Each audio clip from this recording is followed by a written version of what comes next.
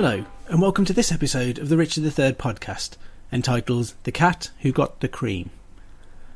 In the first episode, A Perfect Coup, we looked at the situation that Richard III, as Duke of Gloucester and Protector of the Realm, may have found when he arrived in London during the summer of 1483. The one glaring issue that was omitted was the development of the story of the illegitimacy of the princes in the Tower. The issue of the executions of Hastings, Rivers, Grey and Vaughan has been inextricably linked to the declaration of the illegitimacy of the sons of King Edward IV, but what if that was a mistake? The executions have been regarded as brutal measures employed by Richard to clear a path to the throne, the declaring of the boy's illegitimacy being the endgame to which his process had aimed. Applying hindsight, it is easy to muddle events and apply an overarching scheme to events that may have been very separate at the time. If Richard arrived in London to find a squabbling mess and tried to resolve it, what if this was just another devastating piece of news that had to be dealt with? And what if someone unexpected was pulling the strings? One of the biggest mud pies thrown at the story of the prince's illegitimacy is its convenience to Richard. I would argue that it was far from convenient, but many will see only Richard's ambition. For now, it is enough to understand that a pre-contract of marriage was, in medieval England, under canon and common law, a marriage just as though a church ceremony had taken place. Saying I will marry you was the precise equivalent of saying I do before an altar. If, therefore, a pre-contract existed, it would, without doubt or room for argument, make the marriage of Edward IV and Elizabeth Woodville bigamous, and any children of that union illegitimate and incapable of inheriting the throne. So is it feasible that King Edward IV would have indulged in a clandestine ceremony equivalent to a marriage during his late teens and early 20s in order to get a lady who may be concerned for her own reputation and keen for a dream match into bed? Well, yes. That's precisely how he became married to Elizabeth Woodville. I wouldn't be surprised, though can only offer conjecture, if many women weren't wooed in this way during those years, but all remained silent to preserve a reputation that would otherwise be destroyed, to prevent their future marital prospects from being harmed, and to avoid incurring the wrath of the young king. Perhaps Elizabeth Woodville was the last in a line, the one who simply would not remain quiet, a more mature lady who saw through Edward's games and played them better than he did, or with whom Edward genuinely fell in love. Either way, they were married in secret with limited witnesses, including Elizabeth's mother Jacquetta, and the union was kept a secret for several months, even from his closest friend, the Earl of Warwick. Did Edward hope to extricate himself, but found that he had finally played the game one too many times, and with one capable of matching him? Whatever the truth, the notion that Edward may have been engaged in such practices would surely not have been alien or repugnant to the people of London. When Edward returned to reclaim his throne in 1471, Philippe de Commines believed that Edward was welcomed by the capital because the city's merchants hoped for repayment of the debts that he owed them, and the city's wives hoped for a swift return to his bed. His carnal reputation served him well in 1471, but doomed his son in 1483. Without a doubt, this background made the allegations against him far more plausible than they otherwise may have been. To return to 1483, the Crowland Chronicle tells us that it was set forth, by way of prayer, in an address on a certain roll of parchment, that the sons of King Edward were bastards, on the ground that he had contracted a marriage with one Lady Eleanor Butler, before his marriage to Queen Elizabeth. This sermon was delivered by Dr. Ralph Shaw, half-brother of the Mayor of London, on the 22nd of June 1483, which was the last date that had been set for the coronation of King Edward V. The sermon was entitled Bastard Slips Shall Not Take Deep Root, and made public the alleged pre-contract of marriage. It appears that the sermon also questioned Edward IV's own legitimacy, though this charge was swiftly dropped, whether for lack of truth, evidence, or will to offend Duchess Cecily. It was also unnecessary if Edward's children were proved illegitimate, and Richard still wanted a relationship with his mother. The story was supposedly brought to Richard by Robert Stillington, Bishop of Bath and Wells.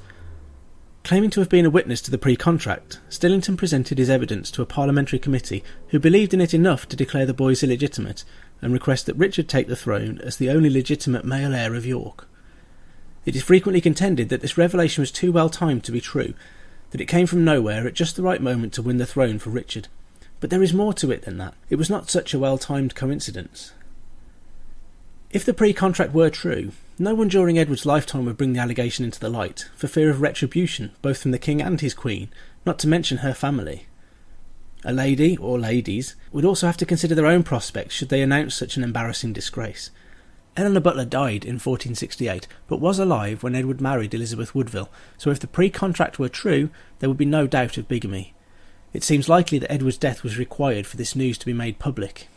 In 1478, 5 years before his death, Edward IV executed his brother George for treason. George's rap sheet was as long as any man's arm, and it's hard to say that he didn't bring his fate upon himself, but I wonder whether it might have relevance to this story. The Parliament rolls record the charge the king brought against his brother, stating, "A conspiracy against him, the Queen, and their son and heir, and a great part of the nobility of the land, has recently come to his knowledge, which treason is more heinous and unnatural than any previous one, because it originates from the king's brother, the Duke of Clarence."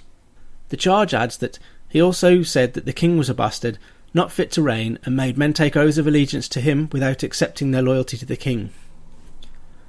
In 1478, Stillington was closely associated with George, Duke of Clarence. When George was arrested, Stillington was too, and spent time confined in the Tower of London for unknown offences believed to have been in connection with George's treason. So, as early as 1478, we have a brother of King Edward IV plotting against the king, queen, and their son and heir, questioning the king's legitimacy, and we have Robert Stillington, Bishop of Bath and Wells, closely enough associated to the plot to be imprisoned. George was also charged with retaining a copy of an exemplification under the Great Seal of an agreement made between him and Queen Margaret, promising him in the crown if Edward VI's line failed, showing that he was seeking to assert a claim as the heir both of York and of Lancaster. Is it inconceivable that Stillington's secret had found its way to the eager ears of Clarence, and that this was what drove him to rebellion? Disposing of a clergyman was notoriously difficult, and Stillington was eventually released. George, however, was executed for his crimes. According to legend, he was allowed to select the manner of his own execution, and he elected to be drowned in a barrel of the king's finest Malmsey wine. The execution took place in private, though, and no record of the method remains to us. If we take a step back in Stillington's career, there is even more coincidence. Edward IV married Elizabeth Woodville in 1464, when Stillington was an archdeacon and keeper of the Privy Seal. In 1465, he became Bishop of Bath and Wells, and in June 1467 he was appointed Edward's Lord Chancellor, a role he held, excepting during the readeption of Henry VI, until 1473. It may mean nothing more than a steady career progression, but reward and promotion followed on from Edward's wedding, perhaps because he knew Stillington held a secret that had to be preserved. After his dismissal as Lord Chancellor in 1473, Stillington seems to have grown close to George, Duke of Clarence, becoming embroiled in the Duke's treason by 1478 in a frustratingly unspecified manner. Perhaps it was unspecified because it would have destroyed Edward's line if made public. There is another figure who may have been at play too, a stalking horse steering events. Why did Stillington seek out Richard in 1483? I find it hard to accept the happy coincidence, or questions about why it did not arise earlier. I can't imagine a circumstance before 1483 when it could have arisen. Warwick may not have known, and Clarence was silenced if he was threatened to reveal this secret. So why then? Well, Edward was dead, so Stillington could expect a degree of impunity, though could not be sure how Richard might react to this news. The succession was about to take place, and if the pre-contract were real, Stillington was about to watch the coronation of a boy that he knew to be illegitimate. Before then, when Edward IV was alive, it wasn't quite such an issue, but now it was. Perhaps Stillington, into his 60s by 1483, presumed that he wouldn't live to see the matter become a problem, and would be excused from dealing with it. Maybe George had bound him to reveal the secret when the time was right. Or just maybe, Stillington didn't seek Richard out. Perhaps Stillington was sought to deliver this news. By who? The very man more accused of revealing Lord Hastings' plot to Richard. John Ashdown Hill, in his book Eleanor the Secret Queen, examines the issue of the pre-contract in great detail. One relationship that he picked out fascinated me and seems to fit in with these events. Eleanor Butler, née Talbot, was the daughter of John Talbot, 1st Earl of Shrewsbury, a veteran of the wars in France, who had worked there alongside Edward's father, the Duke of York. John Talbot had a niece named Alice Talbot, who lived between 1390 and 1436. She married Sir Thomas Barr of Burford. One of their daughters, Jane, married, as his second wife, Sir William Catesby Sr., becoming stepmother to Sir William Catesby Jr., the lawyer who may have reported against Lord Hastings to Richard. John Ashdown Hill asserts that there is evidence that Eleanor and Jane knew each other quite well. On the 4th of June 1468, for example, Eleanor gifted a manor at Fenny Compton to her sister Elizabeth, and Sir William Catesby Sr. was a witness to the document. Sir William Sr. had been attached to the Lancastrian household and cause, and may even have fought at Towton for Henry VI. His uncle Robert did, and William was attainted after the battle and briefly exiled. Through the 1460s, Catesby Sr. became attached to the Earl of Warwick and began to expand his land interests voraciously. At the readeption of Henry VI, the combination of Warwick and Lancaster sang to Catesby, and he was appointed Sheriff of Northamptonshire during the brief period. He was pardoned after Edward IV's return, and remained on as sheriff until his death. So the Catesby family are linked in a professional capacity, and by marriage, to the Talbots and directly to Lady Eleanor Butler. Could Sir William Catesby Jr. have heard a Talbot family tale of Eleanor's marriage to the king? Could he or his father have been engaged to offer legal advice on the matter? Perhaps this ambitious family held on to the story until it would serve them best. If that were the case, though obviously it is beyond proof and can only ever be conjecture, and if Catesby informed against Hastings to Richard in search of self-promotion or to destabilise the House of York, it is possible that he deemed the time right to seek out the old Bishop of Bath and Wells.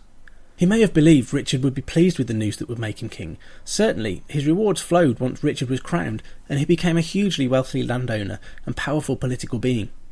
Could Sir William Catesby have found Robert Stillington and encouraged him to bring his story to Richard? It would certainly explain the convenient timing. If Catesby believed that it would ingratiate him to Richard, could he even have fabricated the pre-contract, making a plausible case with believable evidence from an old family connection to the Talbots, and dredging up Clarence's old ally Stillington to add credibility?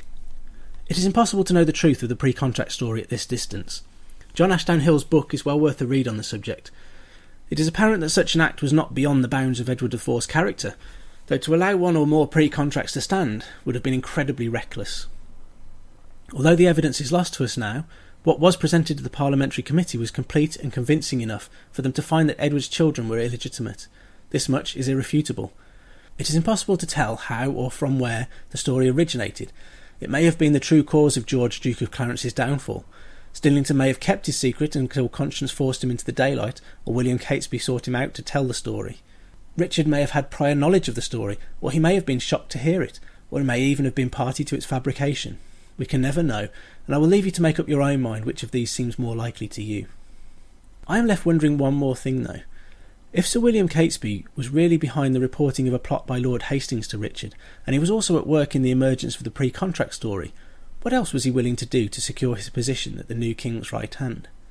Is there another suspect emerging from this murky episode whose fingerprints might be found upon the fate of the princes in the Tower? Did Catesby take a further step in his bid to win favour? If he sold out Lord Hastings and used an old story to procure the illegitimacy of a king, was he beyond arranging the death of two boys if he thought it would suit his new all-powerful, grateful and generous master? If he was involved, it would beg the question as to what Richard knew. Catesby's reward suggests that he was not out of favour in any way, so either Richard did not know or he was complicit. Perhaps Buckingham lost faith in a man who could not control his own lawyer, or maybe Catesby pinned the deed on Buckingham and Richard refused to believe that the Duke was innocent. Catesby's will has long attracted controversy.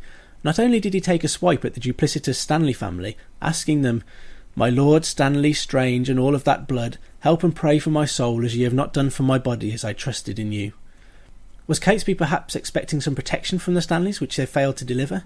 Was Catesby a loose end in the disposal of the princes that the new regime preferred to cut off? The further puzzling sentiment appears about halfway through the document, as Catesby pleads for the fair treatment of his wife and children. He states, "I doubt not the king will be good and gracious lord to them, for he is called a full gracious prince, and I never offended him by my good and free will. For God I take to my judge, I have ever loved him." The impossible riddle wrapped within this is whether Catesby was simply skillful enough to say the right things to protect his family after he was gone, or whether he had indeed ever loved Henry. Was William part of the plot to seat Henry on the throne from its inception? Did he work as a double agent in Richard's camp, perhaps placed there after his previous master Lord Hastings fell? The truth seems tantalisingly close, but remains frustratingly elusive. Is it possible that Sir William Catesby was a mole at the court of King Richard III, that he fed information to the Tudor camp, perhaps via Stanley, Hastings' friend? Could he have been involved in the fate of the princes, at his own instigation to ingratiate himself to the new king, or that of Richard? Or could he have been Stanley's instrument to further the Tudor plot? Perhaps there is an overlooked player in the possible fate of the princes in the Tower. Or maybe none of this rings true. What do you think? Thank you for listening to this episode of the Richard III podcast.